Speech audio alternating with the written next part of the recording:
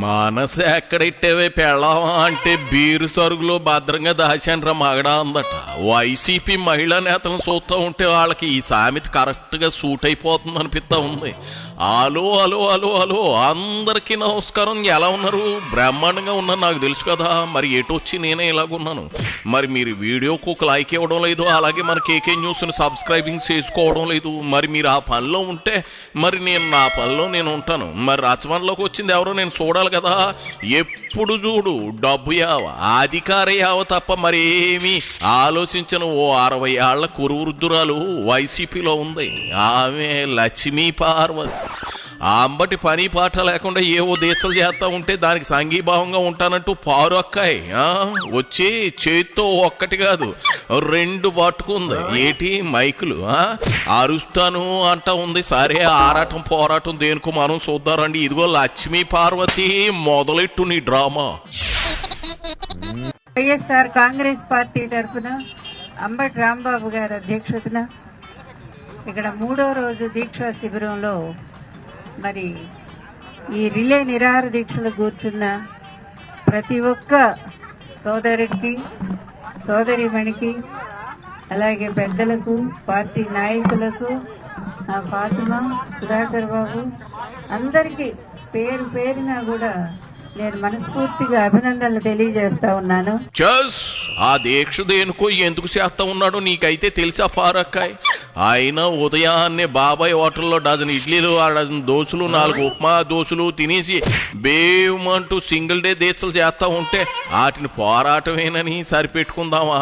ఇలాగే గాంధీ గారు రిలే నిరాహార దీక్షలు చేసి ఉంటే స్వతంత్రం వచ్చేదా చెప్పు?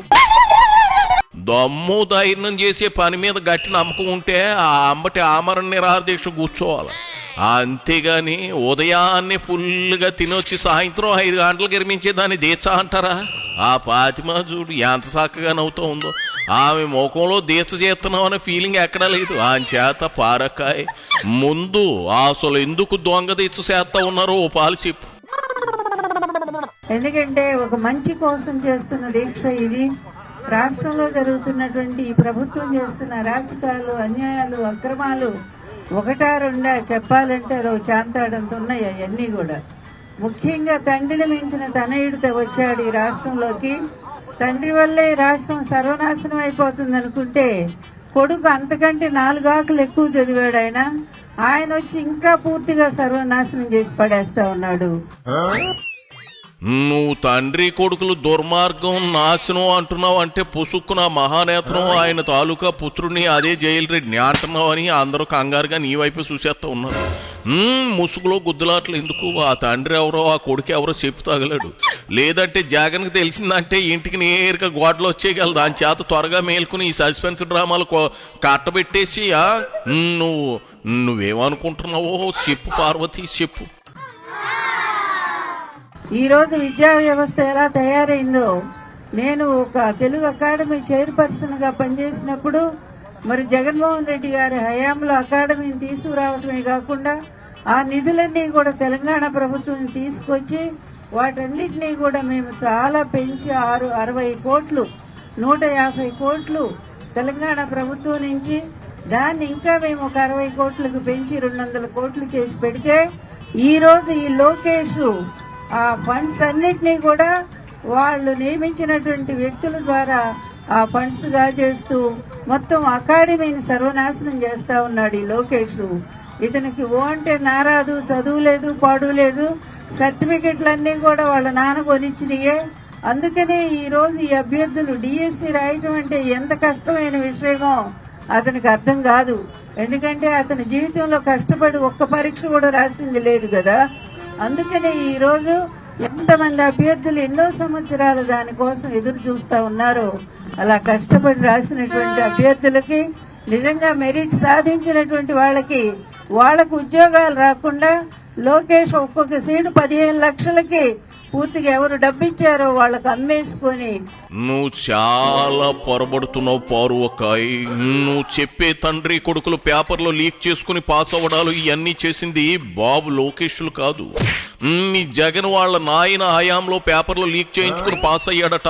ముందు అది తెలుసుకుని మాట్లాడు. అయినా డిఎస్సి మ్యాటర్ మాట్లాడదాం అంటే చదువులు, పరీక్షలు, సీట్లు అమ్ముకోవడాలు అంటూ ఏవేవో మాట్లాడుతున్నావేంటి పార్వకాయ్? తప్పు కదూ.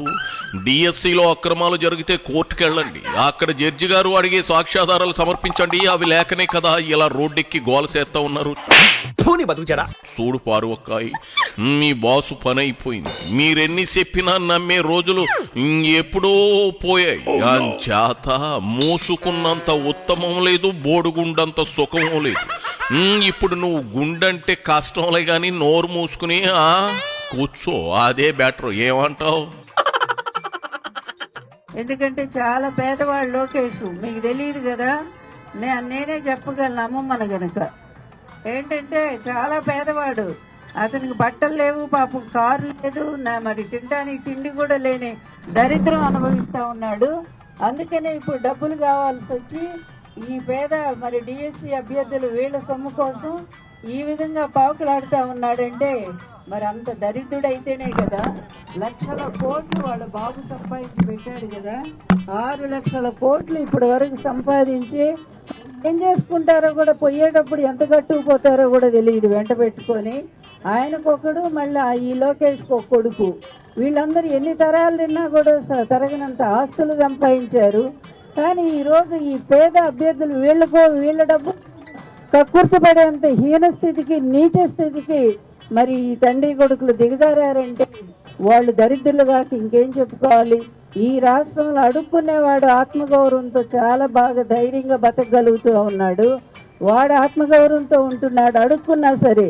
కానీ ఈ తండ్రి కొడుకుల యాచనకు మాత్రం, అవినీతికి మాత్రం అంతం లేకుండా అయిపోయింది. ఊరుకుంటా ఉంటే తెగరిచ్చిపోతా ఉన్నావు. ఏంది 6.5 లక్షల కోట్ల రూపాయలు లోకేష్ దగ్గర ఉన్నాయా? నిజమా? కొంపదీసి నువ్వేమైనా వెళ్ళి డైలీ డబ్బులు లెక్కెట్టేసి వస్తున్నావా? ఓ యువతరం నాయకుడి తన ఆశయాలు, ఆశలు జనానికి పరిచయం చేయాలని, విదేశీ విద్యను ఇక్కడ ప్రవేశపెట్టాలని నానా తంటాలు పడుతూ ఉంటే ఇలాంటి వ్యక్తిని పట్టుకుని నా మనవడు పేదోడు అంటూ ఎటకారాలడం ఏం బాలేదు పార్వకాయ్. ముఖ్యంగా ఈ జంజీ అంత వీళ్ళందరినీ కూడా ఒక గంజాయి బ్యాచ్ లాగా పడుతున్నాడు. నిన్న ఎవరు ఈ గంజాయి బ్యాచ్ కి ఎవరు లీడరు ఆయనే మాట్లాడుతూ ఉన్నాడు, చంద్రబాబు నాయుడు. ఎందుకన్నానంటే ఆయన హయాంలోనే గంజాయి బిజినెస్ బ్రహ్మాండంగా నడుస్తూ ఉంది. అక్కడ ఉత్తరాంధ్రలో అయ్యన్న పాత్రుడు వాళ్ళంతా కూడా ఈ గంజాయి బేరంలో ఎంత ఫేమస్ అందరికీ తెలుసు. దాని ద్వారా కూడా వాటి నుంచి వచ్చే కమిషన్లు పూర్తిగా దండుకునే తండ్రి కొడుకులు ఈ గంజాయి వ్యాపారాన్ని బాగా సపోర్ట్ చేస్తూ ఉంటారు. అందుకనే వాళ్ళకి ఇట్లాంటి భాషే వస్తూ ఉంది. ఈరోజు జంజీల యువత నిజంగానే మొన్న ఢిల్లీలో ఉప్పొంగారు, యువక రక్తం ఏంటో చూపించారు, ప్రధానమంత్రిని వాళ్ళ గద్దెను గడగడలాడించారు, అన్యాయానికి రాజీనామా చేయించారు విద్యాశాఖ మంత్రిని. అది మన యువత. అలాంటి యువత ఈరోజు ఆంధ్రప్రదేశ్లో కూడా చెలరేగుతా ఉంది. జరిగిన అన్యాయాల మీద, అక్రమాల మీద ఎవరు నిజంగా ఉద్యోగానికి అర్హులో వాళ్ళకు ఉద్యోగాలు ఇవ్వాలి అని చెప్పి అటువంటి నైతిక బాధ్యత వహించి ఈ విధంగా తప్పుదారి పట్టించి అవినీతిలో డబ్బులు తీసుకొని వాళ్ళకి సరైన వాళ్ళకు ఉద్యోగాలు ఇవ్వకుండా అమ్ముకున్నటువంటి ఈ లోకేష్ ఎప్పుడు దిగిపోతాడా, ఎప్పుడు రాజీనామా చేస్తాడా అని చెప్పి ఈ రోజు కార్యక్రమం మరి 3వ రోజు ఇది రిలే నిరాహార దీక్షలు చేస్తా ఉంది. వైఎస్ఆర్ కాంగ్రెస్ పార్టీ అంబటి రాంబాబు గారి అధ్యక్షతన జరుగుతున్నాయి ఇక్కడ గుంటూరులో. నవ్విపోదురుగాక నాకేటి సిగ్గని అంబటి రోడ్ల మీద డాన్సులేస్తాడు. నీకేం పోయే కాలం దాపరించింది పారువకాయ్. అక్కడ అంబటి నువ్వు జంజీలా, అసలు నువ్వు ఒక్క నిరుద్యోగి ఉన్నాడా అక్కడ? ఒక్కడ డిఎస్సి రాసిన అభ్యర్థి ఉన్నాడా? అసలు జంజీలు అక్కడ ఉన్నారా? ముసలిజీలు తప్ప ఎవ్వరూ లేరు. ముసలి కంపు కొడుతున్న వైసీపీ జంజీల ఉద్యమం ఓ డ్రామా అని జనానికి అర్థమైపోయింది. అంచేత నువ్వు నీ ఏజ్ గ్రూప్ ముసలిజీలు ఇక సర్దుకోండి చెప్పినంత వరకు సాలే అమ్మా. ఓ లెక్చర్లు దంచుతున్నావు, సాలే పో.